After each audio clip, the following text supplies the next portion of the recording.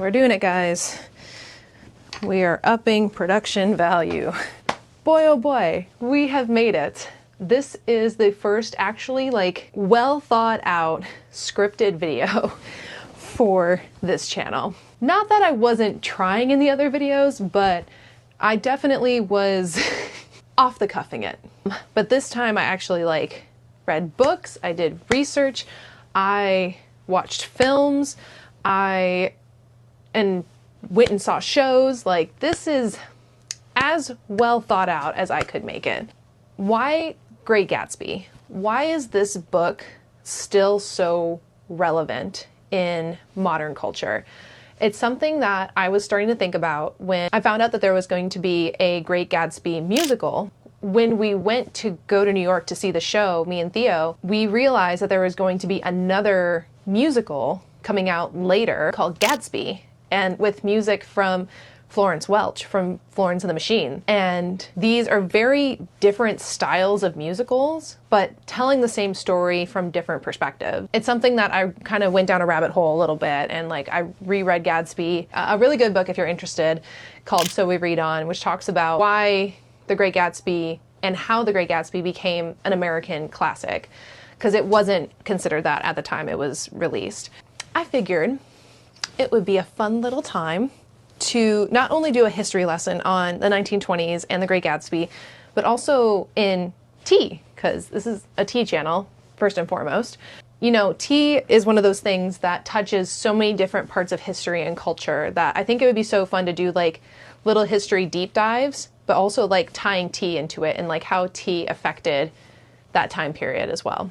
Because in the book, actually, Jay Gatsby re-meets Daisy Buchanan for the first time over afternoon tea in Nick's cottage. And so I kind of wanted to do my own little version of what I would do if I was having friends over for tea.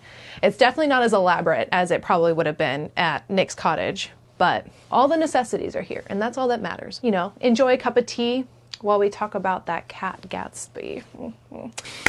Let's get into it.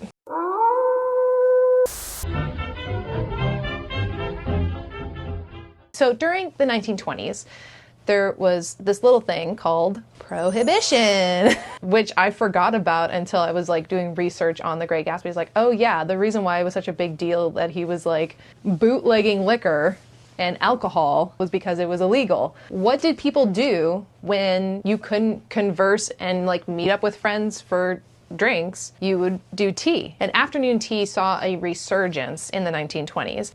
During this time, black tea was very popular, and specifically it was orange picoe because it was the most versatile. So you could add cream and sugar to it and make it really milky and sweet, or you could ice it and you could add lemon and sugar and juices to it and it would still taste really good. So that is what we're going to be enjoying today. It's very fine, and this allows for a quicker brew, but also just more robust. Usually they would just pour it straight into the teapot. I don't really want to clean that up, so I like to throw just a little strainer in. And we'll pour the tea right in there. Afternoon tea became very popular. It was very much kind of a ladylike thing to do, but men shortly followed suit because it was a way you could enjoy spending time with your friends and not have regrets the next day about it. Oh yeah, that should be fine. So we let that steep a little bit. While that's steeping, I will go into more of what these setups actually looked like back in the 1920s. According to agecrofthall.org, they wrote, typically a Victorian silver tea service consisted of a teapot, hot water urn, sugar bowls with tongs, creamer, service tray, and spoons. Coffee pots and hot chocolate pots could also be added depending on the desires and status of the owner.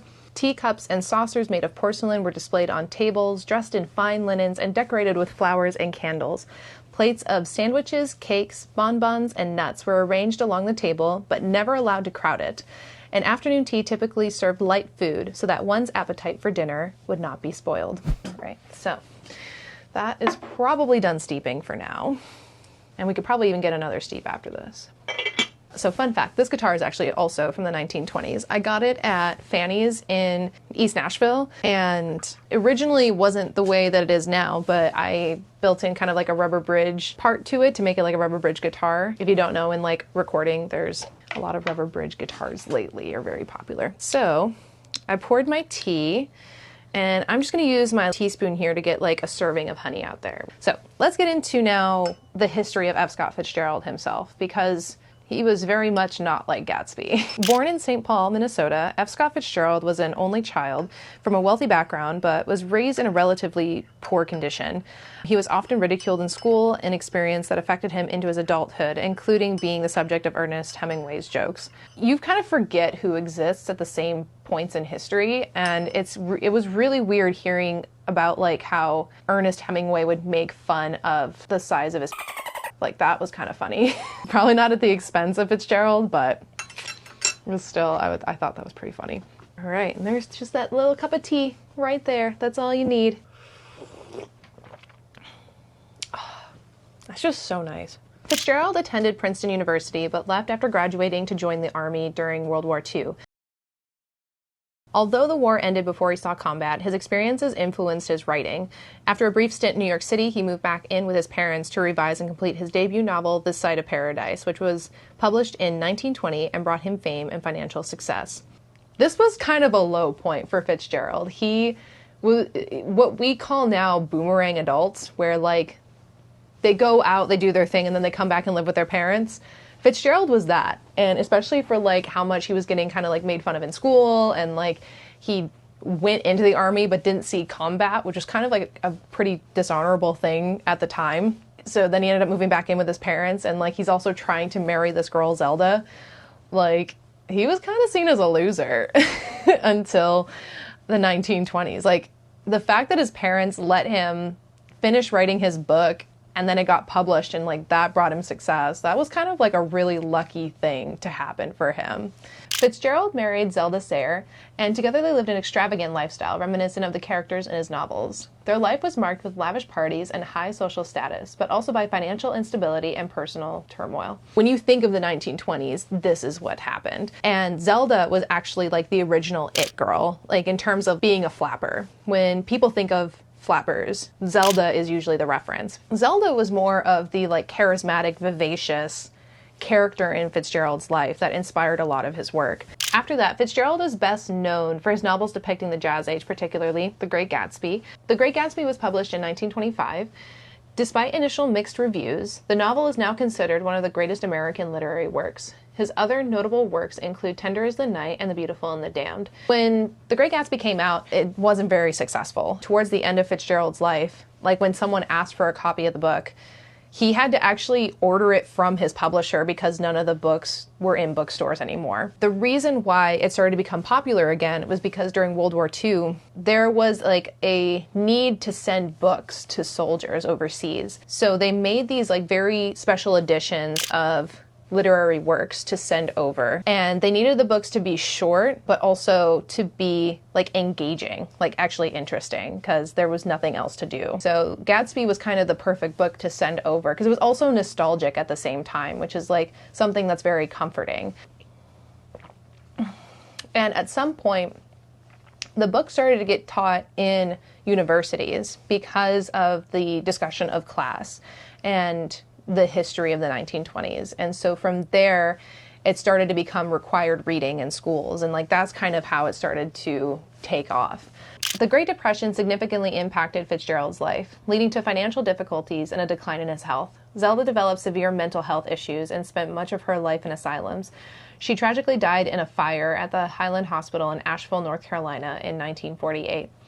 Fitzgerald struggled with alcoholism and died of a heart attack in 1940 at the age of 44. Despite his turbulent life, his works remain central to American literature, offering a poignant critique of the American dream and capturing the spirit of the 1920s. It's just kind of sad to see like how much tragedy really happened in his life towards the end. It's kind of similar to how Gatsby ended in a way. Kind of one of the parallels that So We Read On draws is that Fitzgerald, he died of alcoholism and he drowned himself. And that is also how Gatsby died, was by one, getting shot, but then also like drowning. And this theme of water and drowning was very prevalent in the story of Gatsby, but also the story of Fitzgerald. So Zelda actually, not only being a flapper influence for the 1920s, but also had lines that Fitzgerald wrote into his books. The line in Gatsby where Daisy says, "I'm glad it's a girl, and I hope she'll be a little fool."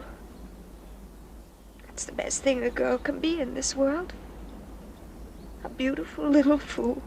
That was Zelda. She said that to their first daughter when she was born. Zelda was also a creative in her own right. I think she like painted and was also a writer. I would be kind of curious to meet Zelda now, because who knows if she was like actually like insane and it like had to go into an asylum, or if she just wasn't understood at the time. There are a few themes in Gatsby that people usually talk about when they're discussing the book, but I have 4 themes that I want to talk about. There is the American dream, class and social stratification, love and relationships, and the theme of corruption of wealth. With the American dream, the novel explores the idea of the American dream, depicting both its allure and its pitfalls. Gatsby's rise from a poor background to immense wealth represents the dream of a self-made success. However, the novel ultimately shows the hollowness of this dream, as Gatsby's wealth and status do not bring him happiness or fulfillment. Ultimately, it's this striving that kills him in the end, striving for this person that, you know, was never really his to begin with. And, you know, I think Daisy is an example of what the American dream actually is, which is this kind of shallow shell of a thing. These themes all tie together in some way. I think the way the American dream ties into like the corruption of wealth is just like, I think a tale we already know, but we don't want to admit to. So let's move on to the next theme. The Great Gatsby delves into the rigid class structures of the 1920s. The division between the newly rich West Egg and the established wealthy East Egg highlights the persistent social stratification. Characters like Tom and Daisy represent the old aristocracy, while Gatsby represents the self-made man striving for acceptance in higher social circles. And it kind of just goes to show that even if you do strive, even if you do like move forward and like make it, that doesn't mean you'll actually be accepted by the people that are already in that class. And this was the issue that Fitzgerald himself had. He kind of straddled 2 worlds of being like raised in a poor class, but then like ultimately becoming successful and making another class, but he was still looked down upon by the people that were already there. You can't really win in situations where you have to climb the ladder to get to success. For people who just break into an industry for the first time, it kind of feels like the reason why these people who just make it are being bullied is because there's not enough room at the table. You know, there's scarce resources for being successful. In order to hold on to that, we have to beat people down who are getting to the top. And it's this very toxic way of being in the world together. The next theme is love and relationships. The novel examines the complexities of love and relationships, focusing on the doomed romance between Gatsby and Daisy. Gatsby's idealized love for Daisy contrasts with more superficial and transactional relationships seen in the novel, such as Tom's affairs and Daisy's marriage of convenience. We're watching class relationships in real time with 2 singular people. How those relationships interact, coming together over just like human commonality, but then ultimately it is class that separates them. Daisy never could open up to Jay about what she actually wanted, because the truth of what she actually wanted was to be comfortable in her lifestyle that she already had. And this love for Gatsby got in the way of that. Coming from already a pretty wealthy background, it didn't make sense for Daisy to stay with Gatsby, because that would have been a struggle that ultimately would have led to resentment against Gatsby, in my opinion. And at the time too, like being a woman in the 1920s wasn't really easy. You couldn't work to make a living necessarily unless like you were an actress or a prostitute, pretty much.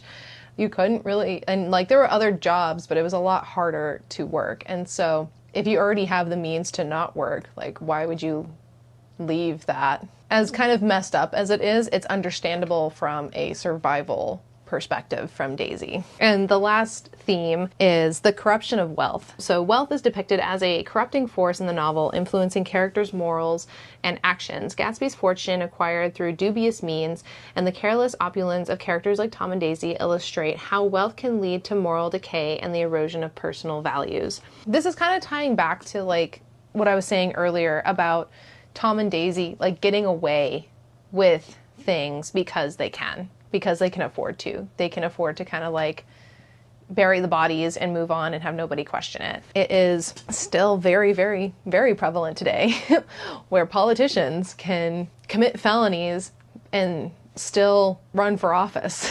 The quote that I meant to say earlier about Tom and Daisy is, "They smashed up things and creatures and then retreated back into their money or their vast carelessness."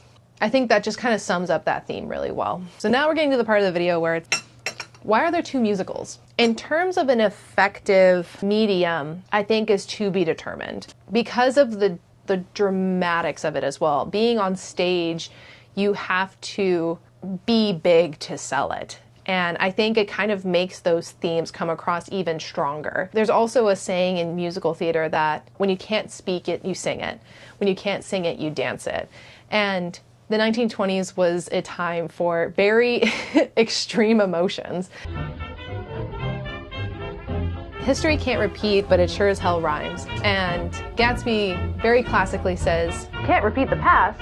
Well, of course you can." Next year will have been 100 years since the release of The Great Gatsby. 100 years since maximalism expression was at its arguably most uncontrolled, minus like the 60s. 100 years since a time right before the Second World War and Great Depression, which, with how world tensions are today, could feel like a similar feeling to a lot of people.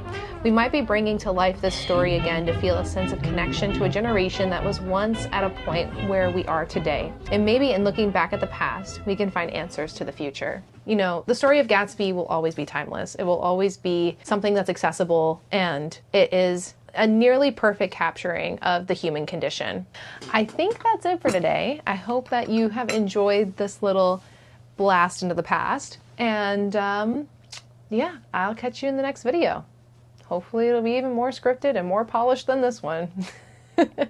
All right. Adios.